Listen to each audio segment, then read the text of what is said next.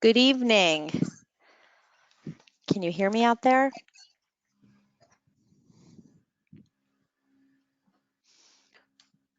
Well, thank you so much for joining us tonight. My name is Jill Lader, and I am the Chief Marketing Officer at Cortessa Aesthetics. Again, thank you for dialing in as we discuss an increasingly popular technology in our portfolio, the Tetra CO2 and the exclusive Coolpeel treatment. The Tetra CO2, and in particular the Coolpeel, has been getting quite a bit of press as of late. Real Self pointed to the Tetra and the Coolpeel as being responsible for the CO2 laser comeback, and Coolpeel has graced the pages of beauty magazines talking about trends in nail grooming and seasonal regimens. As many of you know who've worked with us before, our mission at Cortessa is to hand select the best technologies from around the globe. That means devices that deliver better efficacy, better patient experiences, and enhanced revenue streams for your practice. The Tetra, which is manufactured by DECA, is a prime example of this promise, and Coolpeel, which Cortessa worked closely with DECA to develop, shows our commitment to bringing new and differentiated revenue streams to your practice. We are excited to be able to share more information about this Tetra CO2 and why we are proud to exclusively offer it in the US and why there's been so much buzz about it. And we are even more excited tonight to introduce our speaker, Dr. Emil Tanghetti. Dr. Tanghetti is a board-certified dermatologist and a fellow of the American Academy of Dermatology and the American Society for Laser Medicine and Surgery. Dr. Tanghetti has been involved in many clinical studies, and his work has been published in journals such as Lasers in Surgery and Medicine, the Journal of Dermatological Surgery, and the Journal of Cosmetic and Laser Therapy. Dr. Tanghetti is also on the editorial board of Lasers in Surgery and Medicine and is recognized internationally as a speaker and a consultant. We are thrilled that he could be with us tonight to give his expert insights into the Tetra CO2 and the Coolpeel. Should anyone have any questions, feel free to type in the questions into the screen on the webinar, and we'll be sure to address those at the close of the presentation should we have time. Thanks so much, and Dr. Tanghetti, I will turn it over to you. Great. It's really great chatting with you about a technology I think adds something to what we do. And I'm going to go through this, and I think as I'm going through it, you'll get the gist of why I'm so excited about this. So again, I've been in practice a long time. I work with many devices, and actually, I went to the DECA factory a number of months ago, and I said we need to have a procedure that's low downtime with rejuvenation over a series of treatments. And believe it or not, they had something that Cortessa now has called a Coolpeel, which delivers exactly what I was asking for. So again, I was impressed by this. I've done histologies that I'd like to share with you tonight. So, and also show you some videos about some of my patients. So what you've got to understand is that the aspects I'm talking about are new. And new is exciting, and we have histologies, we have some clinical pictures, but we're only going to be getting more because, again, this is new. So again, how do I view the current aesthetic market? If you look at patients and what they want to have low downtime procedures. Granted, they can be done over multiple sessions, but they want to have something that's going to allow them to function in the workplace. They don't want to be out for a week to 10 days. And what I mean by low downtime, I mean they want to have some erythema and swelling for a number of hours, and at most for 1, maybe 2 days. But usually they want to go back to work the next day with makeup on. They get that.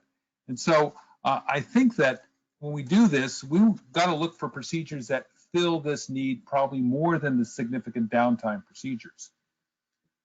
Now, since many of our aesthetic concerns, such as photo damage and acne scars, involve superficial and deep targeting, I'm going to talk a little bit about combinations therapies that I find extremely useful. But one thing I want to get back to, and I think really a misunderstood feature of how we rejuvenate, is epidermal wounding is very, very important. Because what epidermal wounding does is it releases cytokines and chemokines that stimulate a dermal response with fibroblasts and other cells to remodel collagen and elastic tissue. We need epidermal wounding really to see this. you just do dermal wounding alone, it's often not enough. So epidermal wounding is a critical part of rejuvenation, in my opinion. Now, so again, how do we do this? Well, we combine procedures, as I said. We do some superficial and deep targeting. And we're also mindful that, you know, we have a thermal load going on here. So we use cooling, whether it's air cooling, contact cooling, and we use a reasonable downtime, a reasonable time in between application of these devices. And certainly experts that do this will be able to provide you guidance. So again, combinations of therapy are really the way to go. So again, my rejuvenation strategy with my practice, again, is look, my patients want to have something that they're going to really go back to work the next day. And whether this is superficial destructive procedures such as thulium or low energy, high powered CO2, and again, I think the low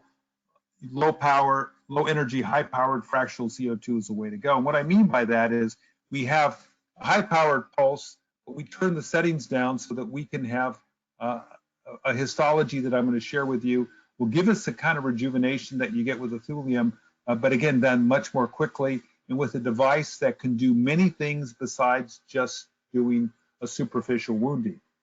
We can certainly do deeper rejuvenation or tightening, and I like RF microneedling quite a bit. I have a Vivace and system that I must say has been one of the most useful technologies I've had, and also one of the more profitable ones. But again, with RF microneedling, I can combine that with IPL. I can combine RF microneedling with Coolpeel, and I'll show you that. I can combine RF microneedling with picosecond technology. And again, I can combine these and do them repeatedly in monthly intervals for 3 to 5 treatment and get significant improvement. Now, what are the injuries? And I love histology because histology tells us exactly what we're doing. And to suffice it to say, full field ablation with CO2 lasers is really, and that's the first slide here, gives us the most, I think, the gold standard. You can see here that we do a little ablation, we ablate the epidermis off, and we wound the dermis. Okay, now this is not deep, deep, deep. This is superficial, but this gives us kind of the gold standard injury.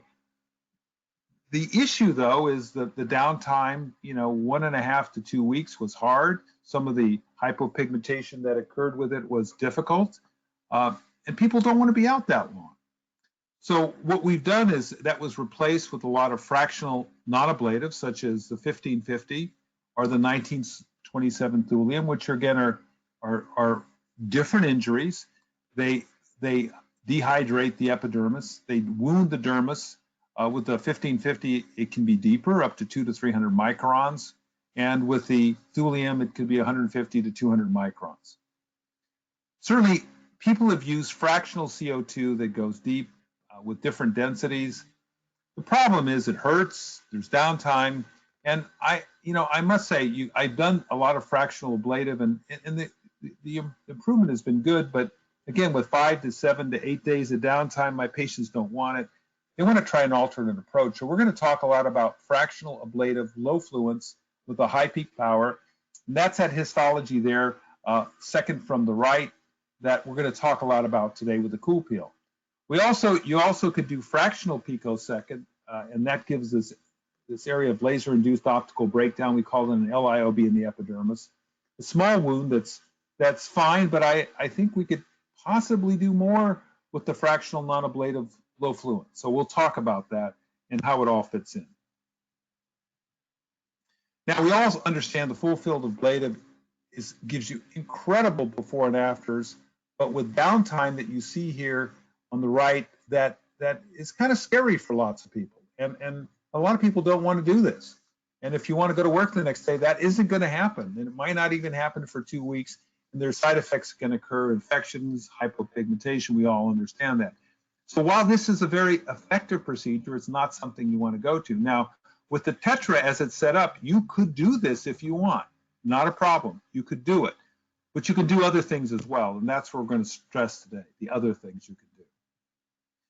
So again, fractional technology was a big step forward, because what fractional technology did is it allowed us to damage, wound fractional areas of the epidermis. We kept the epidermal cells in adjacent regions intact. which permitted very rapid re-epithelialization. It also left epidermal cells intact with the immune protection, such as antimicrobial peptides and other things that cut the risk of infection down dramatically. And again, much more tolerable procedure. But again, with fractional, it means you have to do a thing often repeatedly. So it gives you a fair percentage of untreated skin, and it certainly facilitates wound healing, shorter downtimes, much less infection risk, much less morbidity risk. So again, fractional, whether it's ablative, non-ablative, is really a very important step forward that Dieter Monstein and Rox Anderson proposed years ago, and it's been really the menu of the day. So again, we used to go across the whole epidermis, but now we learned that whether it's fractional non-ablative, whether it's fractional ablative, we can do a much better job with this.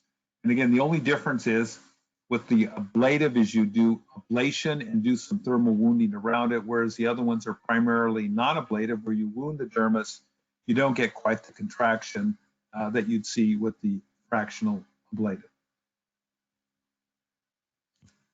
So the idea with the DECA Smart Dot, and I've had that for a long time, and it gave you could do the full face resurfacing with and you could also do the fractional. So again, we're able to do this in a controlled way. It worked. Again, we certainly have done a lot of fractional non-ablative too, but the fractional ablative is something special, and that's what I'd like to spend a little bit more time about today. So again, the fractional picosecond technology, we showed that an epidermal injury can produce substantial rejuvenation. So we'd like to take this a step further with the DECA Tetra.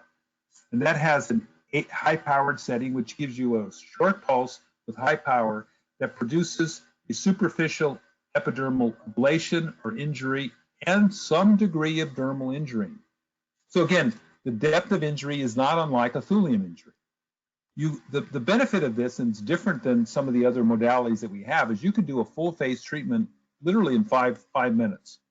The scanner is absolutely terrific, and the beauty of it in this HP setting that we're going to talk about today is you can actually go back to work the next day. So again, there's minimal post-procedural requirements, and it gives a very natural appearance. And I'll talk with you a little bit more about the spray mode that really highlights this technology. So again, this is the DECA Tetra. It's a 30-watt system that's more than sufficient energy for all the needs that I have, whether it's fully ablative, fractionally ablative, or but it has an HP setting which is unique to this device.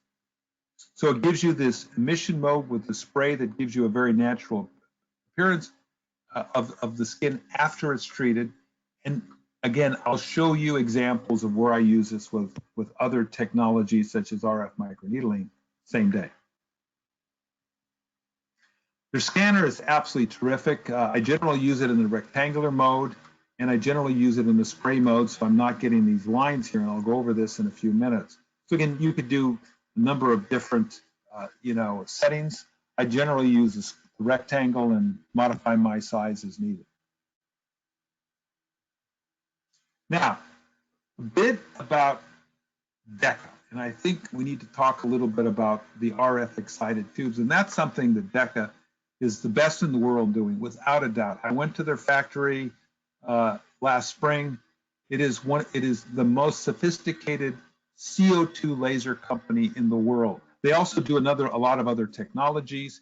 It's part of what we call a group called the LN Group, which includes Quanta Systems, which includes Sclapion, and includes other companies. So again, you have this umbrella company, but they make the CO2 lasers. They make the RF excited ones. They also make the DC excited tubes, but they're the best in the business. I went there and they have, a group of people manufacturing these. And again, the Italians are light years ahead of everyone else in how they do these and how they put them together. They're the best in the business without a doubt, in my opinion. So again, there's a number of different shape and pulse configurations that you can use. You can use a traditional pulse shape. You can do the DECA pulse, which gives you an ablation and then a thermal effect, or the HP setting, which is my favorite, where you get a high peak power and you could do different. You could pulse it at high or low power settings, and we'll go over some of that in a second. So you have a number of emission modes. So this is me doing my work on the skin here, and again, this is how I learn histologies. But just to show you about how the device works, this is in the higher fractional ablative mode. You can see the contraction here as we do it. This is in the spray mode. You can see just above it, there's a little area there where we did it earlier. So again, these are the higher power settings. And again, we have histologies from all these that I'll share with you in a moment. So again, when you do full field ablation, this can do it, and these are the kind of results we have expected to see, and they're home run results. Again, we've got to understand the downtime with that, but again, these are home run results that I think all patients would be satisfied with if they understand the downtime. And again, this is another fractionally ablative result, which is good. I think the other was fully ablative. This is fractional. It's not quite as good, but good enough, and I think a very nice outcome. You can certainly do this in 1 to 2 treatment sessions, and this is Dr. Hankey's pictures that he's done patients with. These are the tetra, again, a bit more aggressive settings. You can see here a before and after. Again, these people heal very, very quickly. This is Dr. Neese, who does a great job with this. This is a before and after. This is another one of his patients, more aggressive settings, tetra and Coolpeel treatments before and after. You can see the face and the neck. And again, the neck was adjusted accordingly. And again, the patient got a great deal of tightening. So you can certainly use aggressive settings and get these home run effects. Now, again, I'd like to talk more about the HP setting, the high peak power setting with short pulse. And this is where you get the fractional ablative with some thermal injury to the dermis. And I'll show you some histology. So what this means is we can turn the fluids down and get a setting that's tolerable, virtually painless, not that painful at all. You can certainly use topical anesthetic if you want, but it's not absolutely necessary. And again, you can do the treatment in 5 minutes, and again, patients could virtually go back to work the next day. So again, this utilizes a unique high peak power setting that I think is really something that DECA can do better than anyone in the world right now. So these are histologies, and again, when we're talking about low peak power settings, a lot of people use fractionally ablative at 30 watts. We're using 3, 4, 5 watts. So at 3 watts, you can see here on the left, we have ablation, and then you see some degree of dermal wounding here. It extends down to probably about 30 or 40 microns. I like operating at a power of 4 a great deal. And this you can see here an ablation. And then below it, right down to that blood vessel there, you can see about 80 microns of dermal wounding, not unlike the wounding you'd see with a thulium, but with ablation rather than dehydration of the epidermis. Again, this wounding is what stimulates a rejuvenation response that we're used to seeing here. And then you could just put the power setting up and maybe get a little bit bigger wounding here. So again, I think I'm typically operating 3, 4 watts typically in our practice. You can also turn it down to 2.5 watts and you could get more of a traditional thulium-like histology. So again, we're going to show a little bit about the spray mode here. This is someone, you can see how quickly this is going. It goes very quickly. You can see the dots are put down in a random way. So it doesn't leave a tracking type of response on the skin surface here. You can see the person's not having discomfort, they're not wincing. You can use topical anesthesia if you want. Half our patients have it, half don't. This is the spray mode. You can see here how it sprays. You get a random, natural-looking appearance. You can see the grid there. It's not these lines that look very funny and artificial when someone leaves. So again, I like this because, and then when you overlap, it's not this obvious zone of overlapping injury. It's a very nice thing, and I think it's really unique to their technology. So this is just me with my iPhone showing somebody in the standard mode on the right, and then the spray mode on the left, which again gives it a much more natural appearance. And what these are here, these are little dots. These are mend zones where you have coagulated material, epidermal injury. It forms this little injury zone that's going to be exfoliated. It's just like you'd see with all sorts of technology. And again, this is with power settings that are typically anywhere from a pitch of 500 to 600. So again, these are typical settings that I would use. This is what you would see the next day or two. You can put makeup over it, hide it, but they're not red and swollen and puffy. They have these little dots that will exfoliate over a few days. This is me, I'm actually assisting my nurse who's doing the treatment. I'm holding the Zimmer, which we cool, and a smoke evacuator. This is one, she's doing it on one of our staff members. No anesthesia. You can see she's not wincing. You can see how quick this is. This goes very, very quickly. I like using a Zimmer just for comfort. I like using a smoke evacuator. I try to put them at opposite ends so we can kind of cool and take the smoke away. But you can see here, quick, doesn't hurt. You can see that random spray mode. Very easy, very quick. So again, before and after, this is immediately after. This is a before, immediately after. You can see, yes, they're red, but this is not something that precludes them. You could put, we typically would do this, put a little moisturizer, you put an emollient on, maybe a little Aquaphor or a little light coating of an emollient. We can even put a powder-based makeup on it. They go out and do their activities. They can leave the clinic. We generally cool them down with ice in between just to kind of take the heat off, make them feel better. So again, before, immediately after, two sets of different patients. Again, before treatment, immediately after, 24 hours, 72. Again, so you can see the downtime. If they're a little red the next day, that can be hidden with makeup. Maybe a little puffiness, that can be hidden as well. This is one of my patients, one of my employees, as a matter of fact, immediately after, 24, and then 1 week.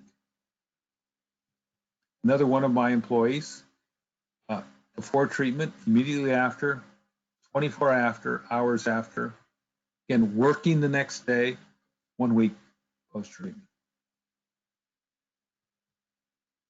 This is, again, a progression. This is Dr. Carrie Neese. This is before, immediately after, 24 hours. This is with her iPhone. That's why the coloration's a little different. She didn't want to come in 1 week. So again, downtime that's reasonable that you'd expect to see. Not unlike a thulium, but it goes way quicker than a thulium treatment.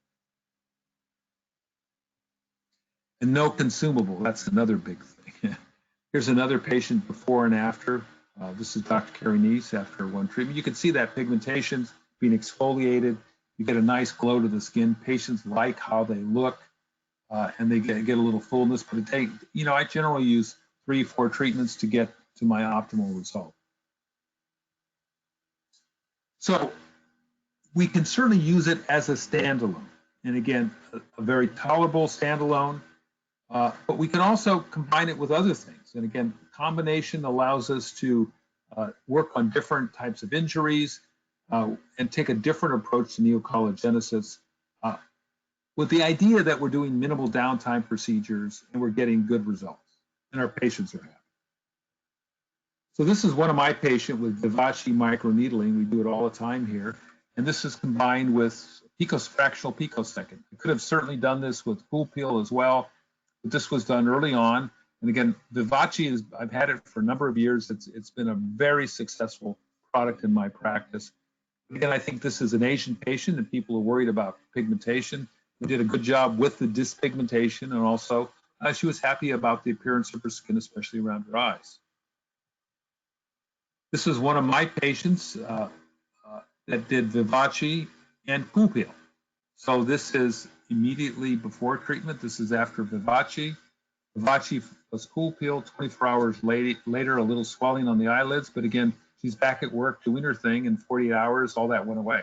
So again, we used a superficial injury, Coolpeel, deeper injury with RF microneedling Vivace. and they can both be done in the same day. I'm not the only guy that's thought about this. Other people have done it. This is before and after. This is someone doing both. This is on media. This is a med spa. Patients do both and find that they get good results. And I think it's something that I think you can do, and I think you can do safely. So more people, this is even physicians have it done on themselves. They do both together. Again, I combine them all the time, routinely.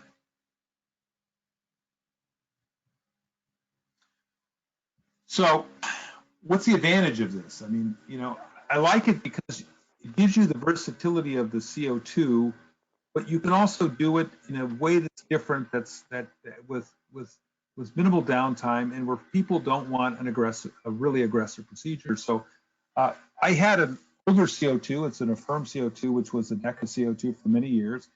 But I found that people didn't want the more aggressive. They wanted the less aggressive. And with this HP setting, I could do things that I really couldn't do before. And again, the benefit of this over, say, a thulium is it gives you the same basic histology in terms of the dermal wounding and some epidermal injury, but you can do it in just a few minutes, and I combine it with other treatments. So again, I think this makes for a very nice technology with, I could do minimally aggressive or very aggressive, depending upon my patient.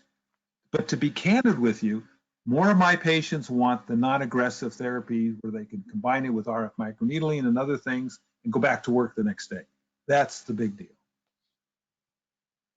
So what I try to do is I try to be brief, I try to be succinct, but also to the point. So again, any questions? I'd be happy to entertain any questions here from anyone.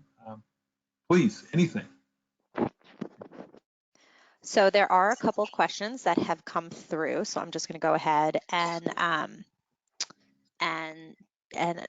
kind of read them off. So first question was about doing Vivace and CO2 in the same session. They asked about which goes first and what are the typical settings. Well, I mean, we typically do the microneedling first, and the settings for, and then Coolpeel second, and typically it's anywhere. I should say, typically it's 3 to 4 is what we typically would use with the HP setting. You could also use the 2.5 watts if you want and get a less aggressive therapy or treatment. So for me, that's typically what we do.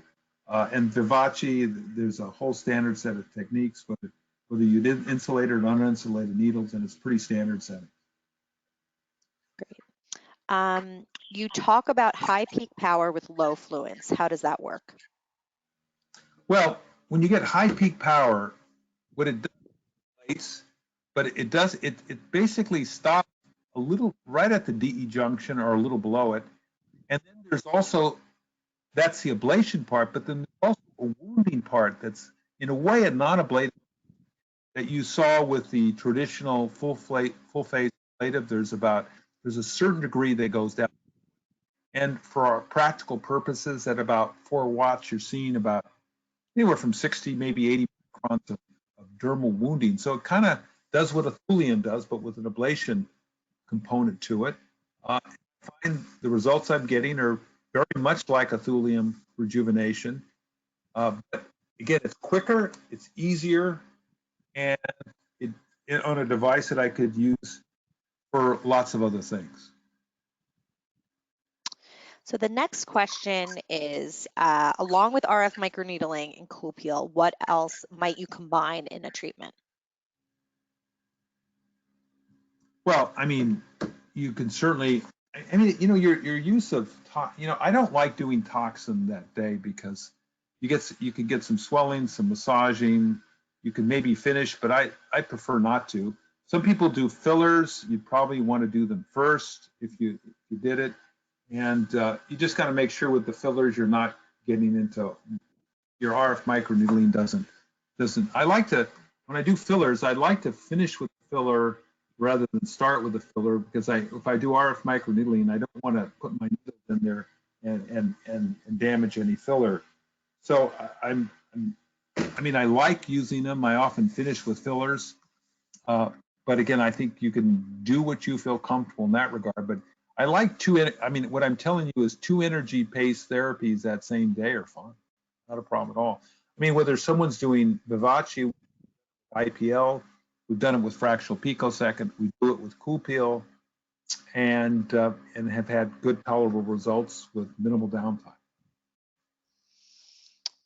So the next question is, does it work well for brown spots and texture or just texture? Well, it works well for brown spots. I mean, it's when you do it in a fractional manner, you're doing this, you can certainly increase your density a little bit. But again, the series of treatments, you can get rid of lentigines, brown spots, mottled hyperpigmentation, which are dark. Uh, you can treat melasma if you're cognizant of the thermal load. Melasma is always a challenging thing to treat. Sure. I can certainly do it for solar elastosis, which is the crinkling you see with photo damage. Yeah, I think it's a great photo damage treatment, probably one of the best. Great. Okay. So 3 Vivace treatments are a recommended protocol. Do you combine the other modalities with each Vivace treatment? Yeah, and so I talk to my patients, and it depends what price point they want to be at too. So, when you add it, there's added cost. Uh, but again, yes, I try to combine them because Vivace will give you tightening, but when you're looking at things like solar elastosis, that is that crinkling, kind of waxy appearance of the skin, uh, Coolpeel does a much better job. When you look at pigmentation, Coolpeel does a much better job. So yes, I use it, and as I said earlier, I've done it with fractional picosecond.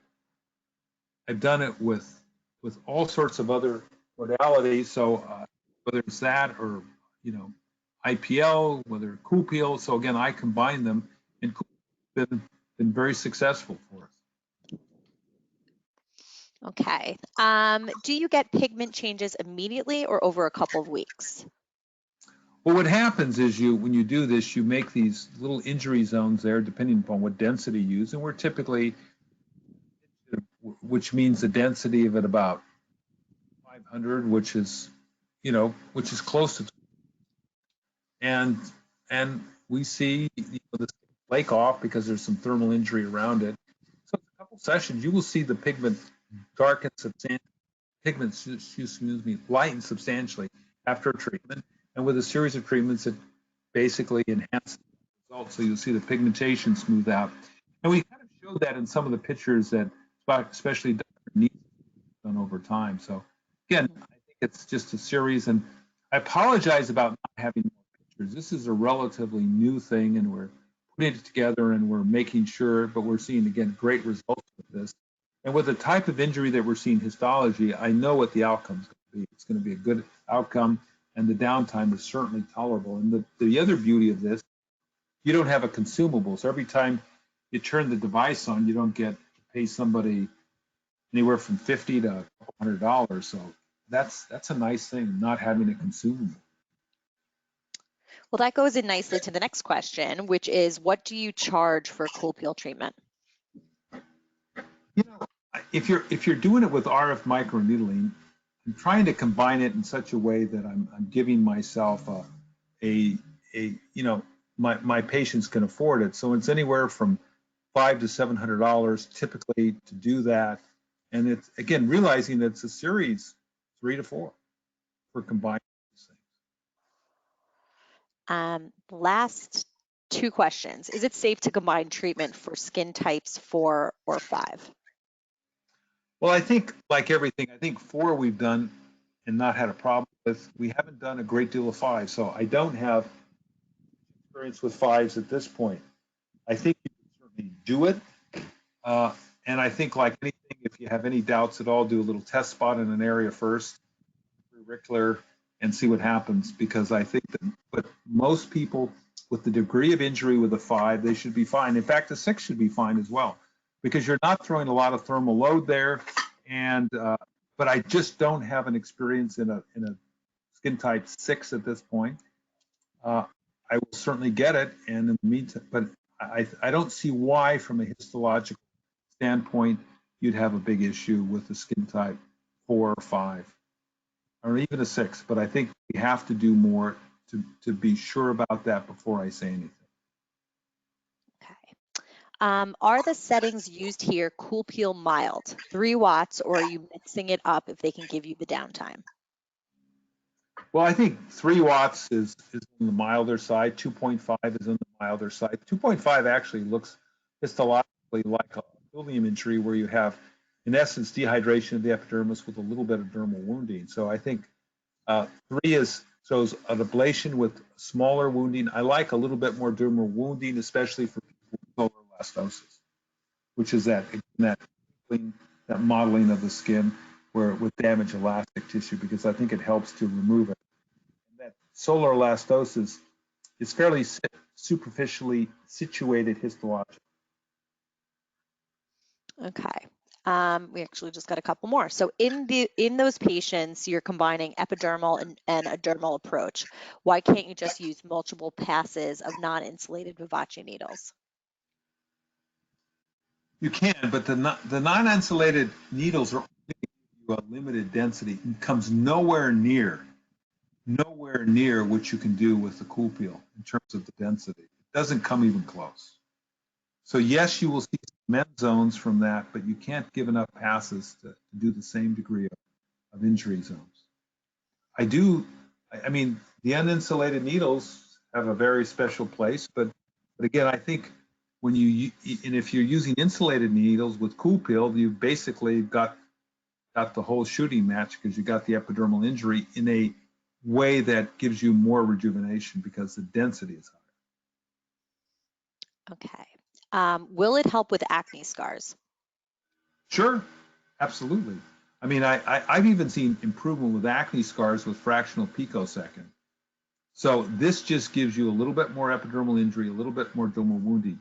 You don't have to drill down there necessarily to see new collagen formation because the chemokines and cytokines that are being produced are often generated by epidermal injury. So I think, yes, you will see dermal remodeling with an epidermal and a superficial dermal wound.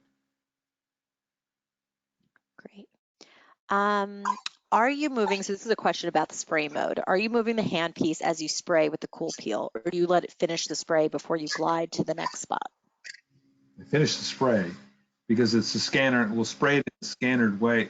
It's they're able to put this in a random pattern so that it looks, actually it kind of looks like if you put your fractional picosecond device at 10 hertz and you were painting the area. It gives you that randomness, so when someone leaves the office, they don't look like a regimented lines all over their face. So that's why I like it, because it gives you that natural appearance. It doesn't look, like some machine did.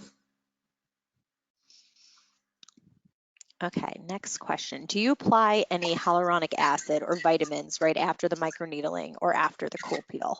And we did get a question about the experience kit, whether or not that's used when you're combining the treatments. Yeah, so look, there's all these, doing good wound care after procedure is an absolutely essential part to limiting morbidity and increasing your results. So whatever you use, I think you've got to make sure that it's been proven safe to use on skin where it's open a little bit. So whatever you're putting on, make sure it's safe and it's okay to use in skin that's been lightly denuded. But again, I think there's a number of kits that are helpful and do accelerate wound healing. I just don't have enough data to make a recommendation to anyone other than use your guidance and use scientifically based data when you're making your determination. Well, last question. You say at 2.5, it causes dehydration to the skin. Should patients expect light peeling post-procedure? So what I meant by dehydration is when you look histologically at the epidermal cells that are there, they look like they've been, like I showed you pictures of the thulium where they're kind of they're dehydrated. What I mean by that is they're compressed, compacted, darker when you look histologically. And what I mean by that is the water has been basically heated up and damaged the cells, and they're not a hydrated cell. So that dehydration translates into like a non-ablative damage to that epidermis, and that will actually flake off in a men's zone and be extruded. It elicits the same kind of injury whether you ablate it or you dehydrate it. What I meant by dehydrated, you heat it up and you create a thermal injury in the epidermis, but you don't blow it off. You damage it by heating it. So uh, that looks like it. Dr. Tanghetti, on behalf of Cartessa and everyone who attended the webinar, thank you very much for your time tonight and answering all of the questions. If people have other questions, please feel free to reach out to a Cartessa agent. You can email at info@cartessaesthetics.com. And this webinar was recorded, so we'll make sure that we have it posted should you want to come back and listen to it again. So thank you, and we wish everybody a very happy holiday. Good night.